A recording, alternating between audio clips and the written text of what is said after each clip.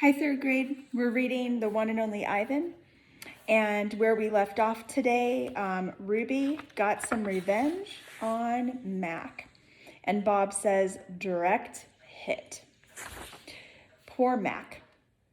Mac groans. He stumbles to his feet and hobbles off toward his office. Ruby watches him leave. I can't read her expression. Is she afraid, relieved, proud? When Mac is gone, George and Julia lead Ruby from the ring. It's okay, baby, it's okay, Julia says, stroking Ruby's head. They settle Ruby in her domain and make sure she has fresh water and food. Before long, Ruby's dozing. Dad? Julia asks as George locks Ruby's iron door. Do you think Mac would ever hurt Ruby? I don't think so, Jules, George says. At least I hope not. Maybe we could call someone. George scratches his chin. I wish I could help Ruby, but I wouldn't know how. I mean, who would I call? The elephant cops? Besides, George looks down. I need this job, Jules. We need this job. Your mom. The doctor bills. He kisses the top of Julia's head. Back to work. You and me both. Julia sighs and reaches for her backpack. She removes a piece of paper, a bottle of water, and a small metal box. Homework first, George says, wagging a finger. Then you can paint. It's for art class, Julia explains. We're doing watercolors. I'm going to paint Ruby. George smiles. All right then, just don't forget your spelling. Dad, Julia asks again. Dad, you see Mac's face when Ruby hit him? George nods. Yes, he says solemnly, I did. He shakes his head. Poor Mac. He turns away, and only then do I hear him laughing. Colors.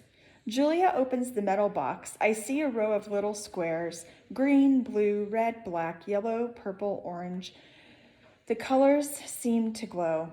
She pulls out a brush with a thin tuft of a tail at its end. She dips the brush in water and wets the paper, and then taps at the red square. When the brush meets the damp paper, pink petals of color unfurl like morning flowers. I can't take my eyes off that magical brush. For a moment, I'm not thinking about Ruby and Mac and the claw stick and Stella. Almost. Julia touches red again and then blue, and there suddenly is purple of a ripe grape. She touches the blue, and her paper turns to summer sky, black and white, and now I see that she is painting a picture of Ruby. I can make out her floppy ears, her thick legs. Julia stops painting. She takes a few steps back, hands on her hips, gazing at her work. She scowls. It's not right, she says. She glances over her shoulder at me. I try to look encouraging. Julia starts to crumple up the paper and then reconsiders. Instead, she slides it into my cage at the spot where my glass is broken. Here you go, she says. A Julia original. That'll be worth millions someday. Gingerly, I pick up the paper. I do not eat a single bite of it. Oh, hey, I almost forgot. Julia runs to her backpack. She pulls out 3 plastic jars, 1 yellow, 1 blue, 1 red. She opens the jars and an odd, not food smell hits my nose. Julia pushes the jars one by one through the opening, and then she slides some paper through. They are called finger paints, she says. My aunt gave them to me, but really, I'm too old for finger painting. I stick a finger into the red jar, and the paint is thick as mud. It's cool and smooth, like bananas underfoot. I pop my finger into my mouth. It's not exactly ripe mango, but it's not bad. Julia laughs. You don't eat it, you paint with it. She grabs a piece of paper and presses her finger on it. See, like this. I place my finger on a piece of paper. I lift it, and a red mark is there. I get a bigger blob from the pot, and I slap my hand down on the page where I pull my hand off the paper. It's red. Its red twin stays behind. This isn't like the ghostly handprints on my glass, the ones my visitors leave behind. This handprint can't be so easily wiped away. A bad dream. I lie awake peeling dried red paint off my fingertips. Bob, who accidentally walked on one of my paintings, is licking his red paws. Every so often I glance over at the empty ring. The claw stick glints in the moonlight. Stop! No! Ruby's frantic cries startle me. Ruby, I call, you're having a bad dream. You're okay. You're safe. Where's Stella? She asks, gulping air. Before I can answer, she says, never mind. I remember now. Go back to sleep, Ruby, I say. You had a hard day. I can't go back to sleep, she says. I'm afraid that I'll have the same dream. There was a sharp stick and it hurt. I look at Bob and he looks at me. Oh, Ruby says. Oh, Mac. She puts her trunk between the bars. Do you think... She hesitates. Do you think Mac is mad because I hurt him today? I consider lying, but gorillas are terrible liars. Probably, I finally say. He ran away after that, Ruby says. Bob gives a scornful laugh. Crawled away is more like it. We are quiet for a while. Branches claw at the roof. A light rain drums. One of the parrots murmurs something in her sleep. Ruby breaks the silence. Ivan, I smell something funny. He can't help it, Bob says. I believe she's referring to the finger paints Julia gave me, I say. What are finger paints? Ruby asks. You make pictures with them, I explain. Could you make a picture of me? Maybe someday. I remember Julia's picture. The one that will be worth $1 million.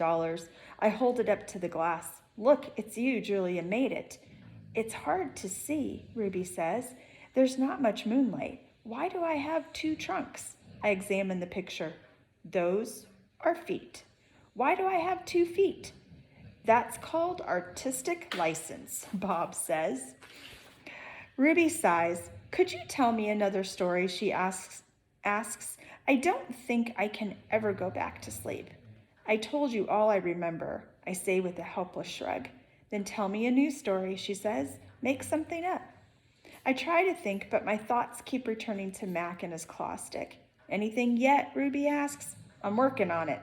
Ivan, Ruby presses. Bob said you are going to save me. I search for true words. I'm working on that too. Ivan, Ruby says in a voice so low I can barely hear her. I have another question. I can tell from the sound of her voice that this will be a question I don't want to answer. Ruby taps her trunk against the rusty iron bars of her door. Do you think, she asks, that I'll die in this domain someday like Aunt Stella? Once again, I consider lying, but when I look at Ruby, the half-formed words die in my throat. Not if I can help it, I say instead. I feel something tighten in my chest, something dark and hot.